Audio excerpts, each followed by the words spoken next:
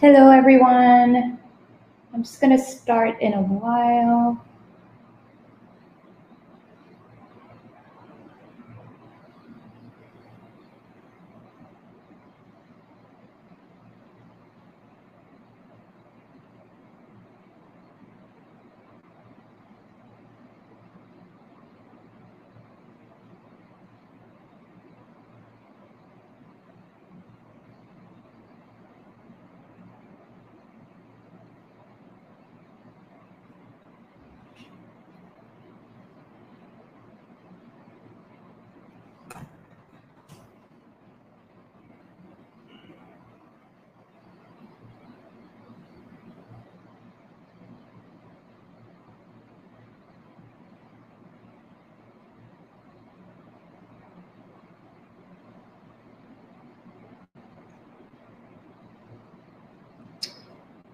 Hello. Welcome, everyone.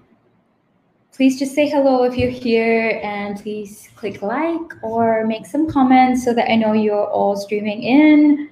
It is always so much nicer to speak to somebody than to speak to myself. Hello. I'm just going to try to see that you can all see the slides. Can you all see the slides at the side? Can you see the slides at the side?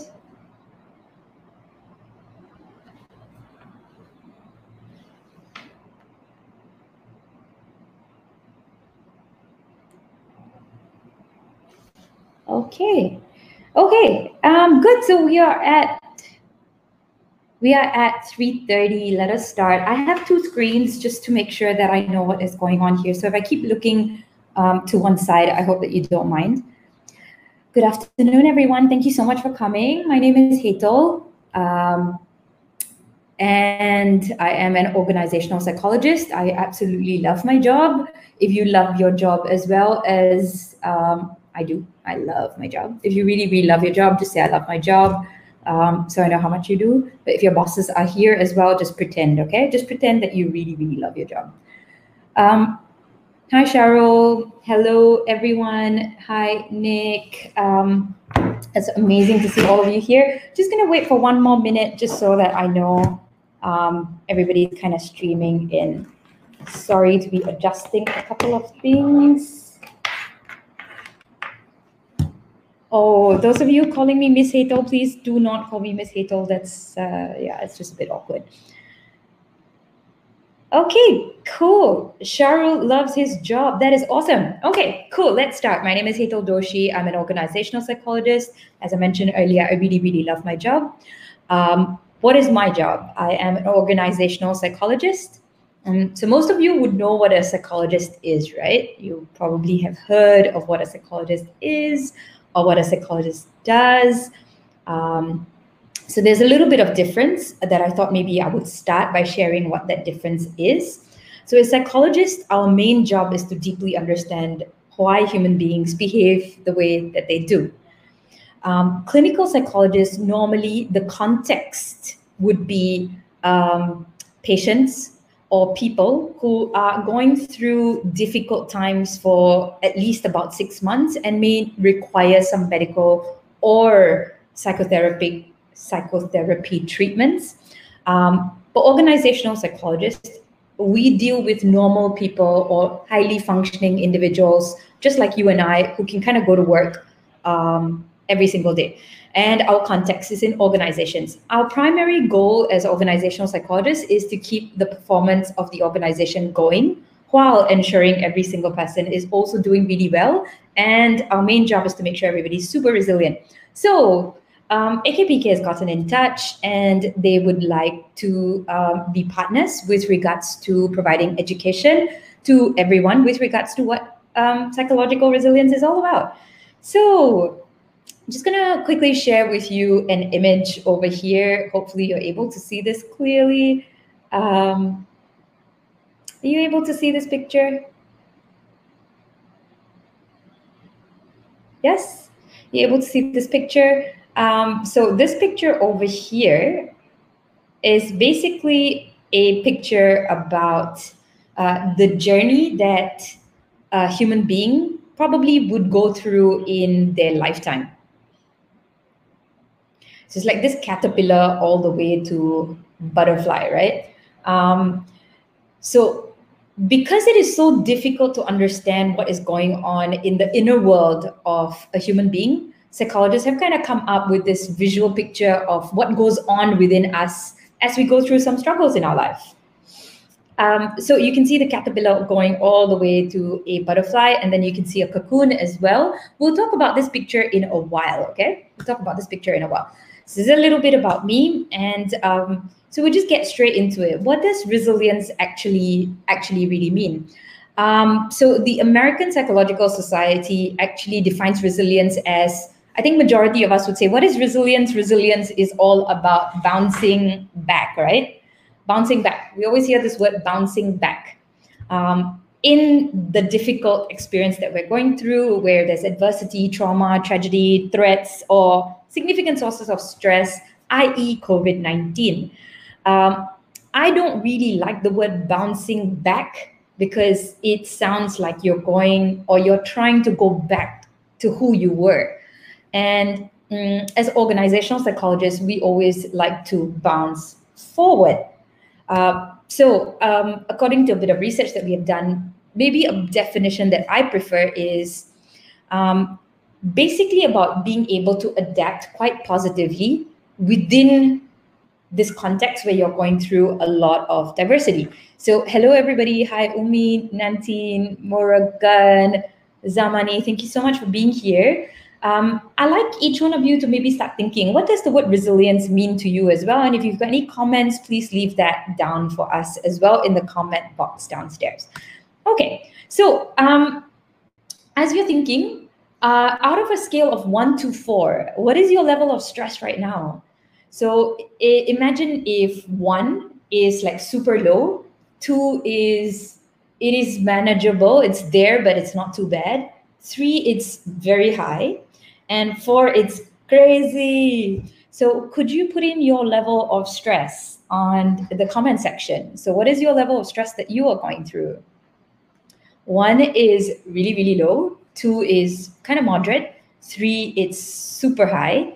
4 is, it's crazy. Okay. Why do we like to put numbers to this? Because, you know, in the physical world, where you go to a doctor, they will always have a report, and in that report, they would have numbers.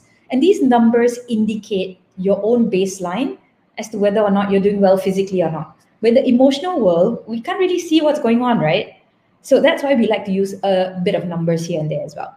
And you know, at work, when you ask people, how are you? They'll say, okay, I'm fine.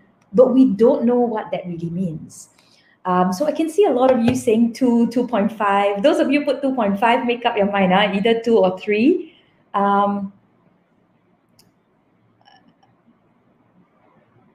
I see, Tia, that is quite interesting. You were at level 4 today because there was somebody who was obsessed with you. That's really, really high. So majority of you at level 2, which is interesting. You don't really have to be here then. But it's good to build your resilience anyway ahead of time. So let's do a little bit of why should we bother to build resilience. So most of you here would be Malaysians, I think, or at least you would be based in Malaysia. Malaysian Psychiatric Association actually said, also the World Health Organization said last year that depression will be and is already now the leading cause of illness in the world. Depression is the leading cause of diseases in the world. So what do I think about that? I think that depression or anxiety or stress has always been there, but I think today there is a lot more awareness. And so the numbers are a bit higher. That's number 1. Number 2, we are recognizing that emotional symptoms actually manifesting themselves in the physical symptoms. And I'll talk about this in a while, okay? So you can imagine 2011, 12% of Malaysians were found to have depression and anxiety disorders. In 2017, we have 29%. So it's almost like a more than a double increase in just 6 years. And this is already 2020. We don't have the stats of 2020, unfortunately. So, those of you who said that you are feeling just level 2 of stress, right? This is where I can begin to see whether you are really aware or you're not aware, okay?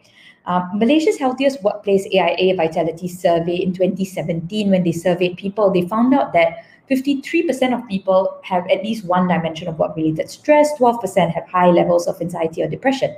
Now, those of you who are listening in, and I hope a lot of people are listening in, I would like you to actually scan your whole body, okay? Can you feel any aches or pains in your body at all?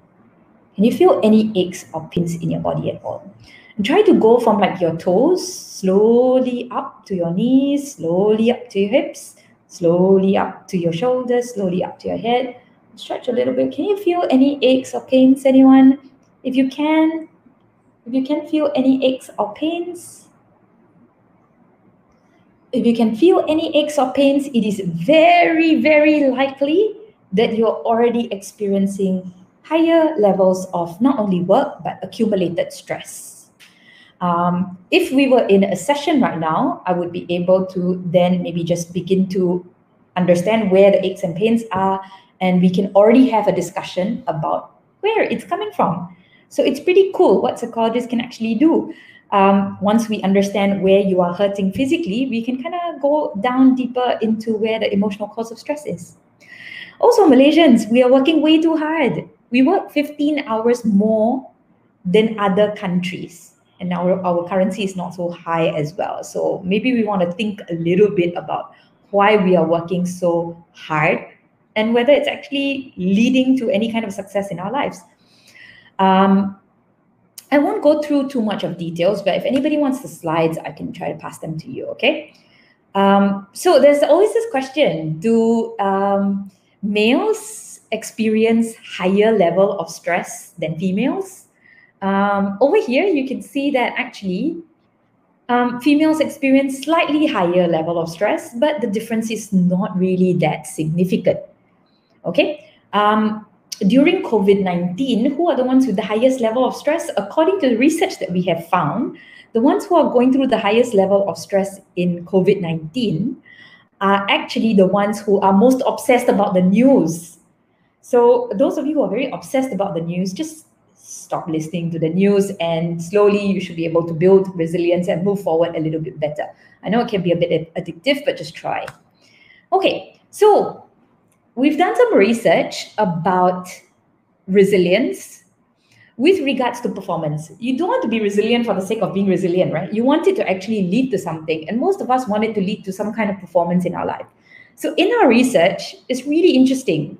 So if you look at psychological resilience, on the top, on the extreme right, psychological resilience actually obviously helps you to perform better. When we looked at the research, stress has nothing to do with your performance actually. So what that means in our research is that stress doesn't have a place in performance. It's what you do with that stress that then ultimately decides how well or not you perform. So stress on its own, even people, so what that means is that people with very, very high level of stress can actually still perform just as well, if not better.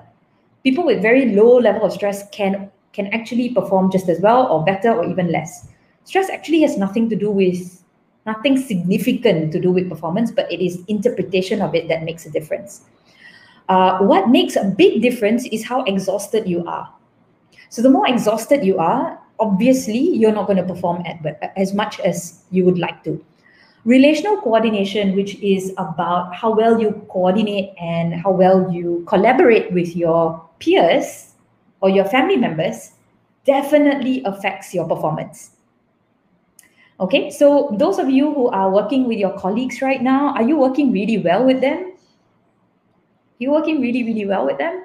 If you are, then it's likely that it's easier to perform better. What was the most interesting thing is that what actually contributes the most to your performance is your sense of self-esteem, which means how much you actually regard yourself, how much you how much you value yourself, how worthy you are, and how capable you actually believe you are.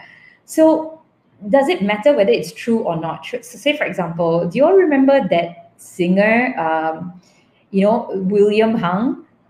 William Hung? He wasn't really a great singer, as you would know. He wasn't a very great singer.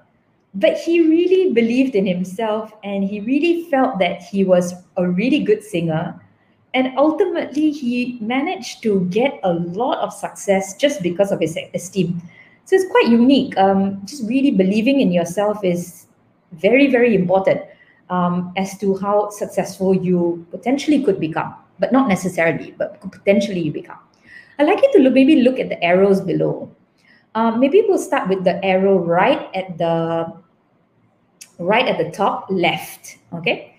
So self-esteem, unfortunately, the more self-esteem you have and the more confidence you have, not unfortunately, fortunately, the more self-esteem you have and the more confident you are of yourself, you actually relate better with other people. Actually, sorry, I have to take that back again. So if you have a healthy self-esteem and healthy confidence, then you will relate well with other people. But if your self-esteem and confidence is too high, you really shock sendiri all the time, you may not end up coordinating or relating well with people. Do you know anyone at work who has very, very high self-esteem of themselves and then they also have very high confidence? They actually may not end up doing really well with regards to working to other people because they're very a lot about themselves. And the same goes with people with very low self-esteem. They may not end up be doing really well with other people. So the idea about self-esteem is that it has to be kept in check. If it's very high, it can actually contribute to your performance. But if it's too high, you may not end up doing well with other people. So you want to have a healthy balance of moderate to a little bit high. Okay, then we look at it on the other side, okay? So stress, obviously, the more stressed you are, the more exhausted you are. The next one is the more resilient you are, the less exhausted you are. Then we also have the more resilient you are, sometimes maybe you will not coordinate well with people because you are like, you are so strong in your head, you are thriving, you're doing really well that you cannot relate to other people. Or if you are really not very resilient, you may also not be able to relate well with people. So self-esteem, self-confidence, and psychological resilience has to actually be at a very healthy state when dealing with other people, but it has to be very high when it comes to your performance. So you actually need to come down a little bit in order to relate well with the majority. Hopefully that makes sense to you. I hope it makes sense. Shok sendiri makes me stressful though, Vijaya. You may be doing it a little bit differently, okay? But we'll talk about that. I'm sorry we can't do like a two-way thing. But yeah, I just hope some of this makes sense to you without me having the ability or the chance to share with you only. Yeah, I meant Shok sendiri. Yeah, you just make yourself happy. So stress actually doesn't allow you to relate well too much with other people. The more stressed out you are, the more you may end up getting a little bit mad at other people as well. Too little stress, you may not seem like you may end up having relationships, but it might not be as useful for performance because stress is too low. Okay, so the theme for today is clarity, curiosity, and crossing the line. I'll explain to you as we go. Yes, correct. CL Lee, too much of self-esteem and too much of confidence really, really makes it difficult for you to be able to connect with other people. Excellent, good job. And I also have Nava Kumar. Dah putih melepak since MCO stay indoors only. What about you? Hello, what has that got to do with resilience? Okay, anyway, that's great as well. Okay, that's great. So clarity. So can I get you to maybe just have a quick look at this picture over here, which is about caterpillar all the way to butterfly. How does this relate to resilience? What do you see over here? How does this picture actually relate to resilience? Kin Cheong, stress acts as a motivator to push yourself. Excellent, very good. Some of us, it pushes us. Some of us, it brings us back. What do you see in this picture? So maybe I'll just share with you a couple of things over here, yeah? A lot of people will say like the caterpillar is so ugly and then it grows into something very beautiful, which is the butterfly. But actually, if you look at it closely, if you really look at it closely and you just breathe and you look at the caterpillar and you find some nice things about it, you actually say that the caterpillar is probably a little bit beautiful as well.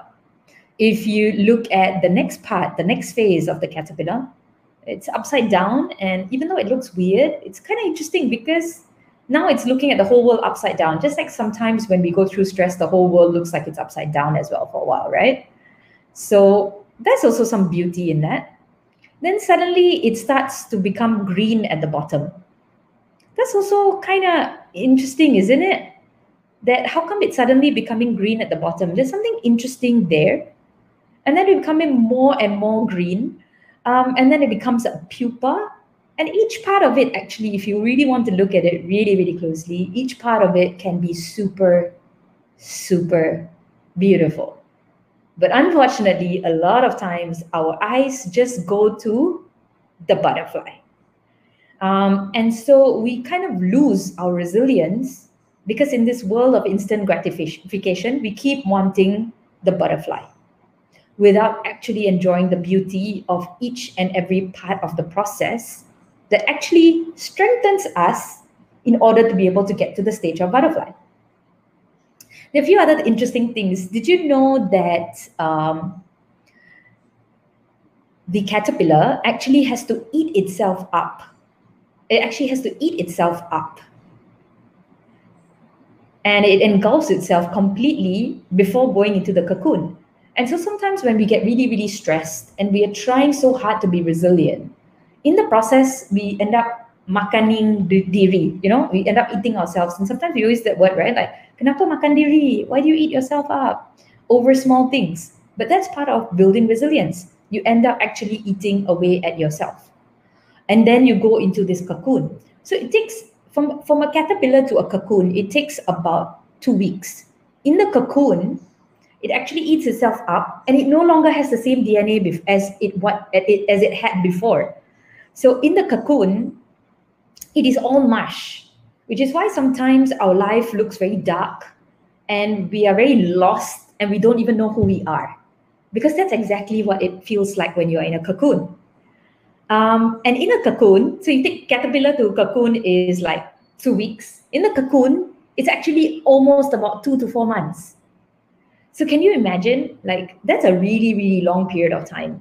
Let me get to the next part in a while, but 2 to 4 months can be quite a long time. And this is just a caterpillar. Human experience, we actually are much longer in a cocoon stage. In the cocoon stage, it actually rebuilds itself. It reconstructs itself completely. And then it begins to formalize itself into the structure of a butterfly. And it takes maybe just about a couple of days to become thinner and thinner and thinner. And guess what? Overnight, by the way, in the cocoon, if you try to help it, if you try to cut it up, it will actually die permanently, which is why a lot of times when people help us, we never really learn. So it's important to help ourselves more than allowing other people to help us. We can get their help and we can get their support, but our inner work is our responsibility, completely our responsibility.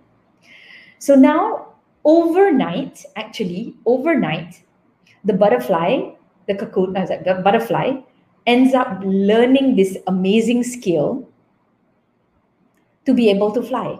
So normally the butterfly kind of hangs under the little stem over here overnight. Overnight, it just keeps flapping its wings, drying itself out. And overnight, the next morning, normally in the dawn, the crack of dawn, it will begin its flight.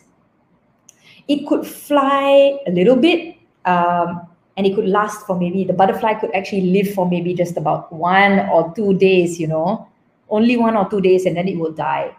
But some species can actually fly so far to be able to kind of cross to new continents. So that's really quite magical, that it didn't even have the skill before, but it can actually fly and cross continents. So it's a super beautiful, amazing thing. And I just would like all of you to know that it could last, this is the shortest time. Its existence as a butterfly in the whole life cycle is the shortest period of time. And then it will die. And for us as human beings, that's why a lot of times we will feel like we are dying. So every time we die, we will be reborn, we'll die, we're reborn, die, reborn. And we keep going on and on and on in that kind of a format. So there are many interesting things that we can see in this picture. We can even see the stem of the or the branch that is giving support unconsciously or consciously to this particular butterfly. And that also reminds us that there is actually a lot of things supporting us and in our favor, and sometimes we are not able to see it. Some people have told me, Hetal, look at the caterpillar at the start, right? Looking at the flower, keeps looking at the right things until it becomes and it begins to look like the flower as well. So I guess some people were telling me that it's important where you keep your eyes at as well. Okay. So I hope that this has been somewhat meaningful. This is just really awkward for me to be doing a program like this. Without your engagement. I'm so glad and grateful for all of you who are chatting and putting in like beautiful butterfly images. I really hope this is meaningful so far. So could you write down, what is your biggest struggle? What are you really struggling with right now? What are things that are really, really difficult for you during this MCO or during this period of time? What is your biggest struggle? So as you are typing, I think a valuable thing to note is the moment you start talking about it, hopefully should be actually in more confidential kind of a manner. You don't really need to tell the whole world. But the moment you voice it out, you can kind of begin the process of figuring out where you want to go with this stress. How do you get to a point of resilience? Okay, so we did some research, and guess what? The top stress at work. The top 3 stress at work is number 1, ad hoc tasks. Ad hoc tasks means it's not even your job or it's not part of your day, and it takes up so much of your time because it's all ad hoc, ad hoc, ad hoc. And the second highest is high workload. So can you imagine what people look like at work? They're just constantly doing a lot of things that are not part of the plan or suddenly came out of the plan. So I guess what this tells me is that I don't think we are really strategic, and I don't think we are very assertive to just focus on the work that we have in hand and to be able to complete it really well. So I think majority of us cannot be focused at work because a lot of ad hoc tasks, high workload, and then also the next 2 is very high expectations from the bosses, or very high expectations in general, together with maybe politics and favoritism. So these are some of the top highest level of work stress. Okay, so personal stress. This is the stress that you are going through at home or at work. The stress that normally we have, that we have done research on, number 1 is that we don't even have time for our family. The second is we are always worried about the future. And number 3, we don't have enough time for ourselves. So basically, again, not enough time for ourselves. Even with the time that we have, we are constantly worrying about the future. So basically what this tells me is that I think majority of us can really benefit from figuring out what really matters in our life, and then only work backwards and be very assertive to focus on only what matters, rather than letting a lot of unnecessary things come in our way. Okay, so that's a little bit that of what I wanted to share. Again, I wish that we could chat. I wish that I could see what you were really saying. But yeah, there are so many of you. My stress is cooking every day. The biggest struggle that I face right now is coping with my kids. So thank you so much for participating in this. This is awesome. Okay, so our theme for today is really about, so we've done clarity, okay? So clarity is basically, what is your struggle? What is making you be in that cocoon? Only then the next part can take you to resilience, and the next part can take you to resilience. So when we are clear about what we really want, then maybe what we are really going through, then maybe we should be curious. Why is cooking so stressful? Why is the phone so stressful? Why is work so stressful? Why? So we begin the journey of going inside to understand what is the game that we are playing that is maybe not working so well for us. So inside of us, we are made up pretty much of energy. and a lot of emotions. And here you can see the way that we describe the word emotion has the word ocean, like waves. Okay, it's very hard for us to be focused and all because inside of us is always like waves. Brains also got brain waves, right? Heart is also heart waves. Light is also light waves. Sound is also sound waves. So everything will be like waves. And if you see the word emotion, emotion, it's basically a lot of emotions that are coming in our way and giving us a lot of stress. And the word motion stands for energy in motion. Okay, so emotion is all about our energy moving. Tapi is it moving in the right direction or is it moving all over the place? So, do you think most people's emotions are positive or negative?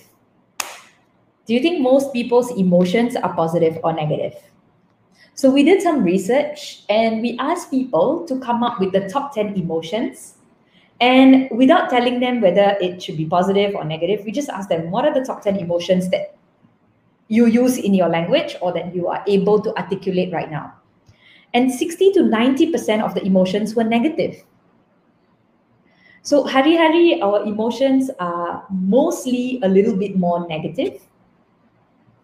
So if currently our emotions are very negative, or obviously the stress is also making us very negative, then it's important to understand how do we move from a negative state to a positive state, or a negative state of stress to a positive state of resilience. How do we do that? And maybe our job is to be ultimate transformers of ourselves. Maybe that's our only job in life. I wish I could explain to you a little bit more, but it's not your fault that you are negative. It's just the way that the brain works. And I'll share with you a little bit about that when I can, okay? Our emotional states are so scary, When we did a research, we found out that the top three, with regards to how people feel. Number one, even morning, right? At 68% of people, morning already tired. You wake up already. And the second one that we found out is by the end of the day, also very tired. Morning, wake up tired. Evening, also tired. Whole day, also tired. And at 66%, that's what they say. Throughout the day, they feel drained. So imagine every single day we are a body full of energy, but we are completely used up all the time. Completely used up all the time. So, yeah, I love what Tim is saying. Tim is saying mixed emotion. Rashid is saying sometimes positive, sometimes negative. Lee is saying also sometimes positive, sometimes negative. But sorry, Lee is saying it's easy to succumb to negative. So I will share with you. We don't want to keep feeling drained and we don't want to keep feeling mixed. We just want to move forward in our life. Otherwise, it's like a dance, right? Cha-cha-cha. You take one step forward and then you take two steps back again. What's the point? What's the point? It's like you lose weight and then you put on weight. You lose weight and then you put on weight. What's the point? You just want to move on and move forward in your life towards what you really want, right? So what our research also shows is that actually a lot of us are communicating. A lot of us talk our problems with our colleagues. That is at 68%. We also communicate with our colleagues in a timely manner, and we frequently communicate with them. And this is what I have found out as well during MCO. A lot of people are talking. But if you see very low scores, we don't even know what we are actually each other is doing. That's number one. At 47%, we don't even know what we're actually really doing. So we are talking without really a depth of understanding. We also, co-workers respect each other's contributions. The respect that we have for each other, although we talk every day, we only respect each other 50%, 53%. So imagine when we are talking to each other, okay, I am talking to two people, maybe I'll respect one, I will not respect the other. Or within one person, I will only respect them like maybe 50%. So what's the point of talking so much to each other when we don't really know each other, when we don't really respect each other? And lastly, at the lowest, we don't share the same goals. What's the point of, we have all this stress in companies and we talk a lot, but it's not deep. it's not meaningful, it's not respectful, and it's not all moving. All the energies is not combined towards achieving the goals. So then what's the point? Resilience is ultimately about being able, as we said, to be able to take collective struggle and then to be able to adapt positively or at least constructively. But all these different energies of every single person is floating around, but it's not really combining deeply, meaningfully, respectfully, and then moving forward. So that's kind of valuable research findings that we have had from interviewing Malaysian companies. Yeah. So this is not like American data and stuff like that. We also found out that maybe I'll just point you directly to the last one. Okay. 78% should be more or less the same. That we don't really innovate and don't really come up with new ways of working. That's what we have found out through performance research. But this is so interesting. Everybody in 73% of who we perform feel that their performance has increased and their performance is going to continue to increase. But so imagine you're continuing to perform and perform and perform, and you have these hopes and dreams, but you are getting more and more and more burnt out. So the idea and the vision of success is very high. Outside world is very high, but the inside world is dying a little bit. And the connections with each other is not so deep, not so meaningful, not respectful. Does that make sense? I will die if I never talk a day. Neva, you are hilarious. Thank you so much. I miss talking to people as in adults. So CPK, you call me to check if I'm alive. Okay, fine. So basically, when we talk, are we speaking in depth? And are we actually, when we speak, are we becoming closer to each other and using our closeness to be able to achieve the success? Or are we just speaking for the sake of speaking? But independently, all of us want to achieve our goals, and we expect this to increase more and more and more. Okay, so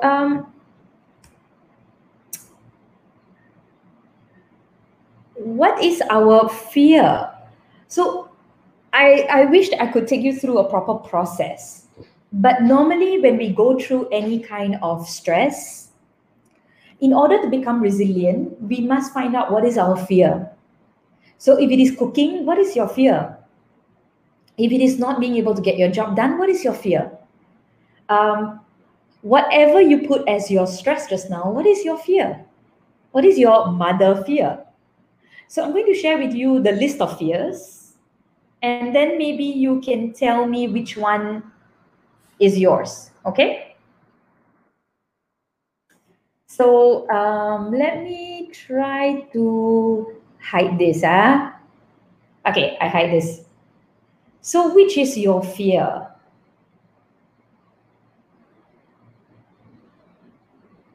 Can you see?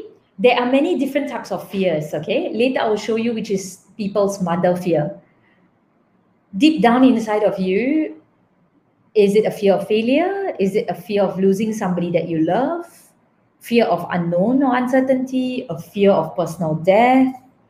A fear of a death of your loved one?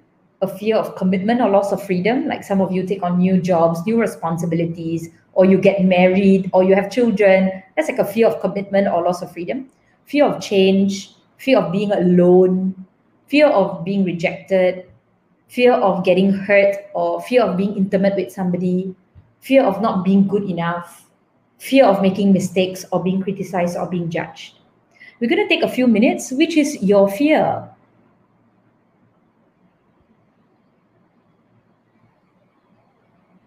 So it's only when you begin to deeply understand yourself, and please note, this is like a cut short way, just giving you very, very, what do you call it? This is very valuable information, but it's not deep enough. But hopefully it's like a starting point, okay? And then if you really love it, you should tell your bosses, can we do a proper program together? So I'm going to remove this now, and then I will show it. Zuran, you are so funny. If you cook, your fear is that you might poison the whole family. So what is that fear? Try to pin it back down. So your fear of what? Death of loved ones, is it, Zuran? Okay, so these are the different types of fears. You are so hilarious. I'm sure that you will not poison your whole family, okay? I'm pretty sure, but don't take chances over there. Okay, so these are the top fears that we have found, okay? Number one top fear is fear that we are not good enough. So this comes back to self-esteem. And this also comes back to the society that we live in, where we are always comparing ourselves to other people. And we always feel that, are we good enough to other people? Are we good enough to other people's expectations? Are we good enough compared to so and so?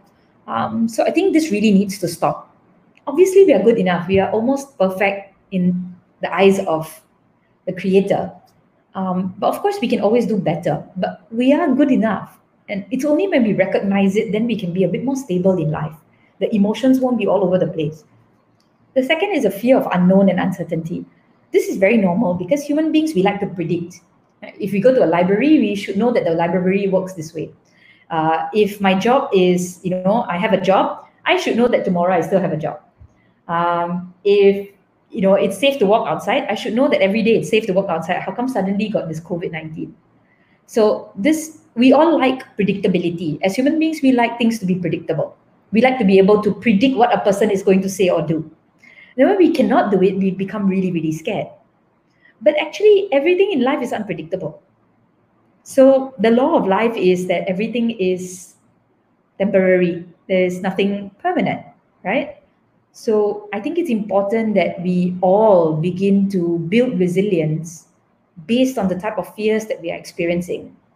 And only once we are able to really, really conquer this fear or become friends with it, and utilize it, then only we can build that resilience. And lastly, the fear of failure, that we will fail. But think about it, how many times in your life have you actually incredibly failed? How many times have you actually really, really failed? Maybe it wasn't perfect, but how many times would you consider yourself that you completely failed? Barely, I think. And then also maybe write down how many times have you succeeded and see which one more. So a good way of really being able to assure yourself not to have these failures is to write down both. Where are you good? Where are you not good? And in terms of uncertainty and unknown, what can you control? What can't you control? In terms of failure, what have you succeeded in? What have you not? So these are the top fears that people have. And then of course you have other fears too. But these are actually only feelings. They are not fears. Your only fear is actually fear of success. That you could actually be more powerful than you imagine. That you could really be from the cocoon, you could actually be a butterfly. But it's just that you can't see. You can't see the success because it's very dark. So it's important that you begin to draw out. It's important that you begin to draw out what success really, really looks like for you. So the last part of the day is, how do you begin to draw?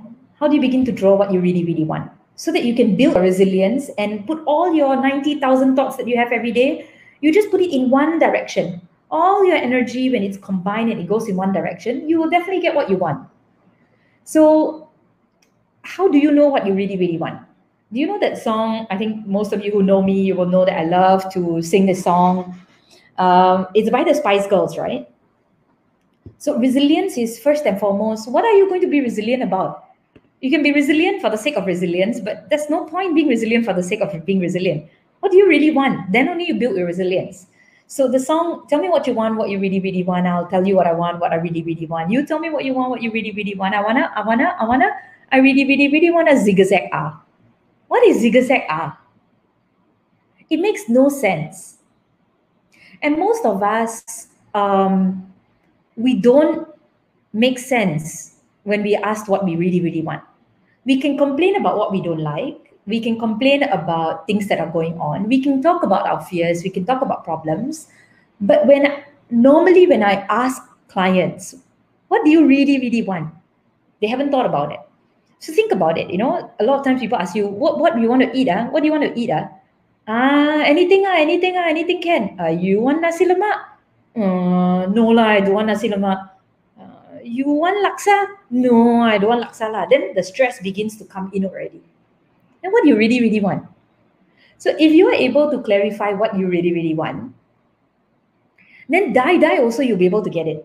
So say for example, even 3 a.m., Thanks, Ethel. My singing is terrible, but you make me feel so good. I feel like William Hung now. So then you might really, really want to ask yourself, like, if 3 a.m. you die, you want nasi lemak. 3 a.m. die, you want nasi lemak. You will definitely be able to find it. Of course, not during MCO lah. But definitely, if you really, really want nasi lemak, you may even cook it at 3 a.m. But this is when you know what you really, really want. And it must be obviously something within your control or something within your influence. Otherwise, anything that you want which is out of your control, it will never work. And also stop wanting things based on other people's opinion, like this song. Tell me what you want, what you really, really want. I'll tell you what I want, what I really, really want. You tell me what you want, what you really. Stop worrying and stop bothering about what other people want versus what you want. Just be clear what you really, really want. And be clear that it's not an action, that is an outcome. In the end, what do I really, really want? And lastly, what can I control and what can I not control? But I like to answer this question in a complete manner. So you have to answer this whole complete question. What do you really, really want? Stop thinking about or talking about things that you don't really want. What you really, really want. In the end, outcome. Okay, as an outcome of your action, what you want in the end. And then also what you can control or you can't control. Then all of your energy will be activated with a part of a brain called the reticular activating system. Reticular activating system, your eyes, when it's very clear about what it wants, it will activate your whole system to be able to get that. Can you think about a time where you knew what you really, really wanted and you actually got it? So if you do, can you start writing? Can you remember a time where you really, really knew what you wanted and you actually got it? I highly recommend that you start writing a journal, get a journal and put down everything that you've really wanted, put it in a journal and you were able to get it so that you understand that the moment you start writing things down, somehow in the subconscious mind, your whole body will be activated unconsciously to be able to get it for you. Okay, but of course, this is a time-based phenomena, meaning sometimes it will happen really fast, sometimes it might take a bit longer. Okay, but if you really, really want something, whole body will activate all of the energy potential to be able to try as much as possible to be able to get it. Again, emphasize on what you can control. What you can't control, you can't control. Okay, what comes in the way when we are trying to become resilient, when we are really trying to be able to get to a place? What comes in our way more than fear is our ego, our need for perfection, being selfish, having a prejudice about life, procrastinating, silo mindset. So apart from our fear, the biggest thing is our ego. But because of our ego, that really contributes to the fear as well. And this was a research that was done, yeah? So this little piece over here, this picture that you can see, actually came from a research that we did, where we asked people, what comes in the way of you being resilient and you being successful? And they actually said,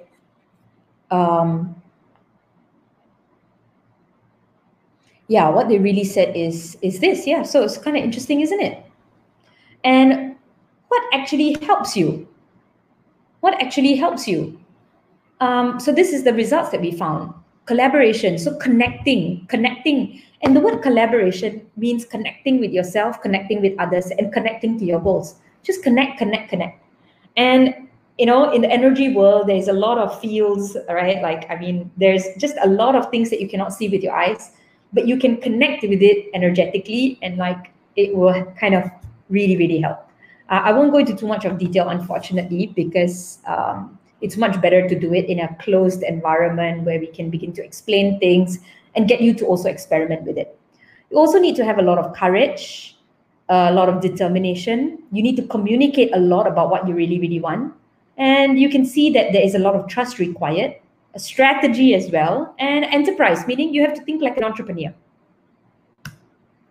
And lastly, I would just say that in building resilience, a very important thing is the type of horses that you keep in your life. Okay? Because our mind is full of thoughts. It's like 90,000 thoughts. As we mentioned earlier, about 60 to 90% of these thoughts are a bit more negative because of the way that our brain is designed So I won't go into too much detail. A lot of our thoughts may be a little bit more negative. So imagine if we ourselves are a little bit more negative, the whole world that we connect with are also probably going to be a little bit more negative. So my recommendation is always in your environment. You can see a lot of black and brown horses without trying to be racist lah. Always try to spot the white horses. What does that mean? When it comes to situations, try to always look for one thing that is really good. When it comes to friends, always try to focus on friends that are really good. When it comes to opportunities that you can take, there are so many things you can do. Work. Only find that one thing that really matters. So majority of our life really comes down to, in order to be resilient, you need to really get rid of all of the noise and pick only what is really good that can help you to move in that direction. Okay, with this, I am done. In summary, be clear, what is the problem, the struggle? It could be anything that you're going through. Then, what is the fear? When did it begin? And lastly, what do I really, really want in the end that I can control? And use cadence, which is a rhythm, to be able to get you there. Of course, this is a very simple way of understanding it, but I hope that it's been very, very, very meaningful for you. So now I'm going to take some questions. We've reached the end already. I hope that it was very, very valuable for you. I will just go back all the way to the first slide so that, yeah, I can come here again. I apologize for any shortcoming on my part. There is a little bit of nervousness with regards to doing this, but also nervousness as in like it's the first time I'm doing like a proper training live. But also at the same time being able to have two screens at the same time. But I really appreciate that all of you are here. My God, there are like 205 comments. I will try to go through it one at a time. But maybe now you can ask some questions and I'll try to answer them since we have about 5 to 7 more minutes. Any questions from anybody at all? Or any comments or any feedback?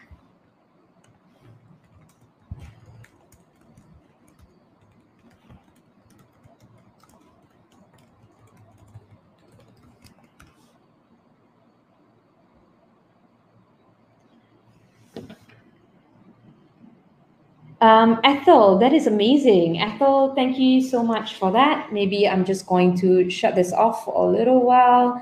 Ethel, I'm going to take your question, yeah?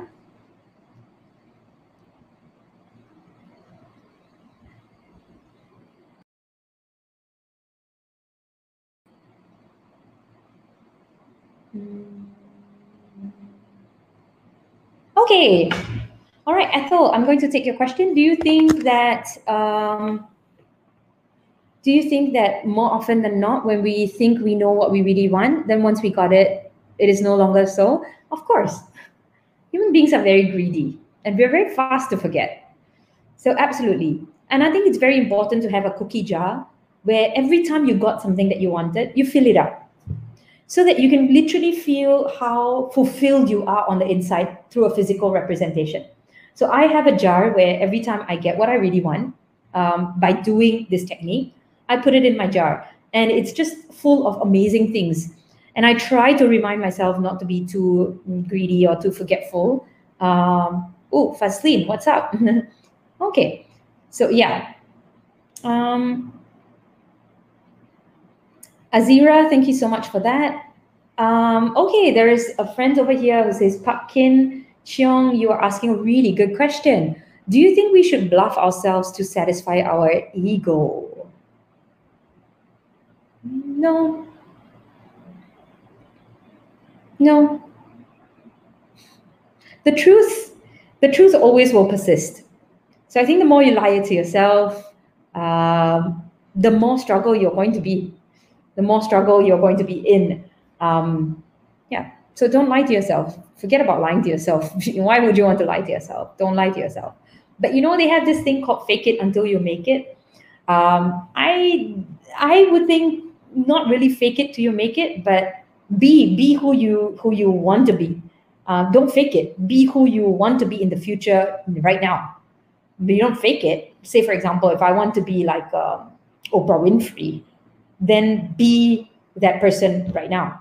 You don't have to fake it. You just, okay, imagine that if you are Oprah Winfrey, how would you be talking, so on and so forth.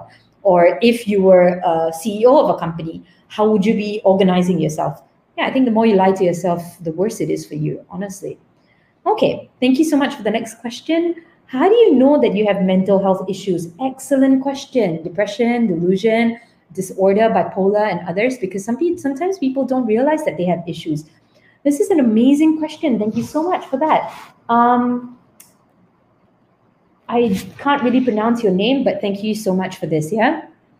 Okay, so during the MCO period or COVID-19, psychologists actually finding it really hard to be able to assess who's having mental health related issues and who is not, because this is a very unusual circumstance. So number one, it is normal to feel abnormal during these times, okay? But normally, what is important for you to note,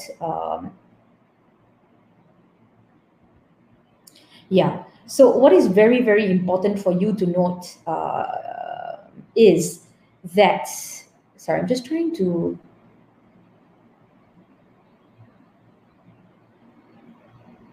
pull out some information for you, okay? So that I don't misquote anything. So right now, I'm just talking about right now, how do you know if you have issues, yeah? Right now, if you have anything that is very persistent, okay? So you have any very, and this is by a really amazing person, Dr. Prem from, he's a psychiatrist, and he was sharing this with me.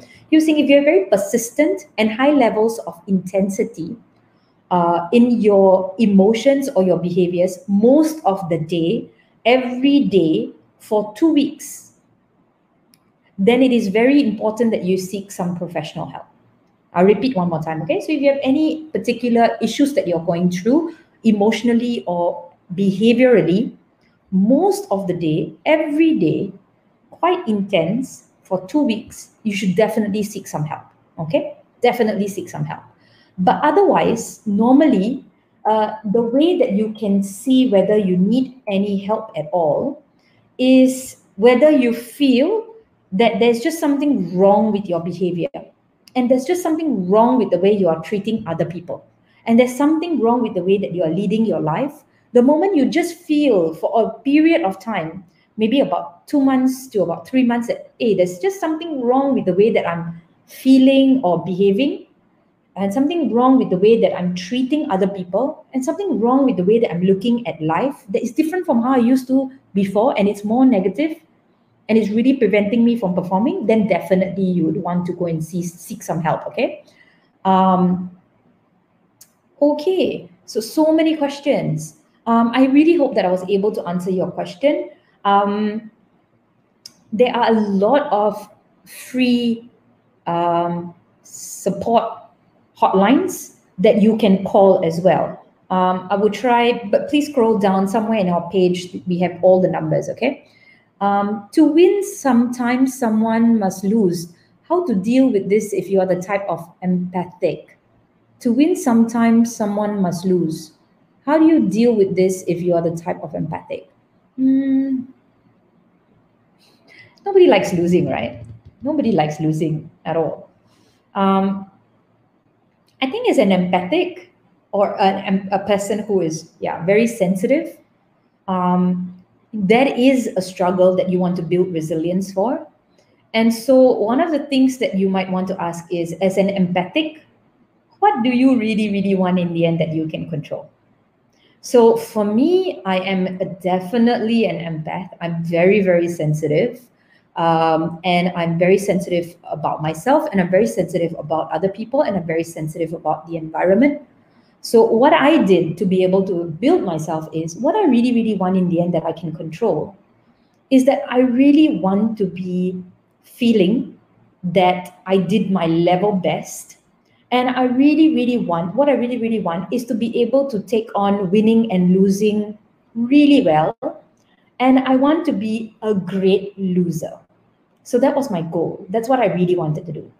So I let myself lose many times, many times in many conversations. I just allowed myself to lose. And each time that I lost, I just told myself, okay, how am I feeling? What am I going to do with this feeling? How am I going to take this as an opportunity? And I just kept doing it over and over and over again, that as of today, negative feedback and also feeling that I'm losing doesn't really affect me anymore. Because what I really want is to be able to be a great loser as much as I am a great winner. That's what I really want. I want to be an excellent loser. I want to be able to take punches better than other people. So yeah, I guess maybe that's something that I do, and hopefully that helps. How to change immediately when you're fully covered by fear? It's pretty difficult to overcome it. Any tips then?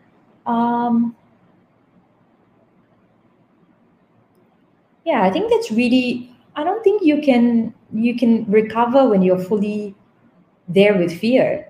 I think at that point in time, you just need to be really kind to yourself and to see, why has this been going on for so long?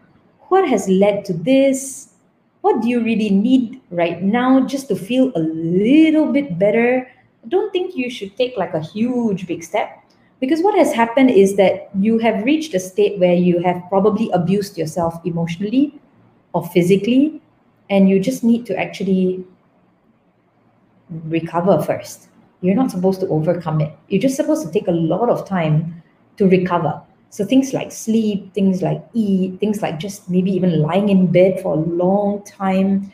You've burnt your body out. Like when you charge your phone and you use the battery up the whole day, and then your battery died, and then you try to charge it and you're like, okay, hurry up, and then you see that red button there, like charging, like, hurry up, can you please like work already, and you keep doing that to your phone to the point that it's just very slow to start.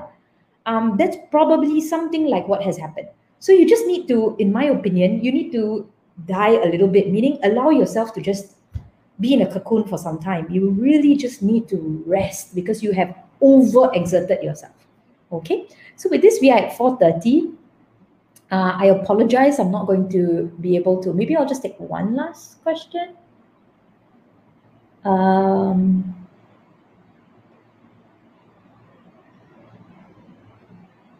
Okay, if a person,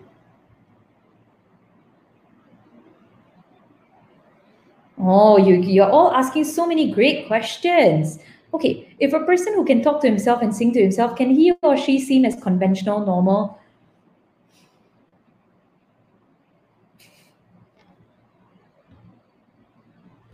I don't think the outside world actually considers this to be normal.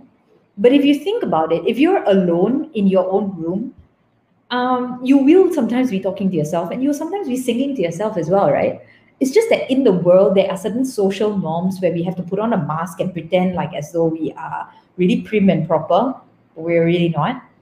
So I think, what I've seen, and I have a lot of like really quirky friends who talk a lot to themselves and sing along to themselves. And I know there's nothing wrong with them. They're just like that. So I think the way to kind of recognize it is, are you functioning in other parts of your life? Are you singing and talking to yourself and you're not really functioning, meaning you're not able to wash dishes, you're not able to wash your laundry, look after yourself, not able to look after your family, not able to, be able to be successful in your job, or even, be able to perform your job, and you're also singing and laughing to yourself, then yeah, absolutely there's something not quite right. But if you're able to sing and talk to yourself and still function in life, you have great friends, you're able to perform at work, of course you're fine. Okay, don't doubt that. Okay, we're at 4:32. I apologize. I really need to head off for another appointment. I am so grateful for this opportunity with all of you. I'm very, very grateful for AKPK, who's really an agency that, I just want to make sure that I say this correctly. So let me refer to this properly so that I say this correctly. Yeah, AKPK is an agency that, agency counseling and pengurusan credit, or credit counseling, which is a debt management agency basically, that supports people who are going through financial situations. And the kind of support that comes through is potentially in the form of either education like this or also credit. So yeah, AKPK has kind of, called me a couple of times before to speak to members.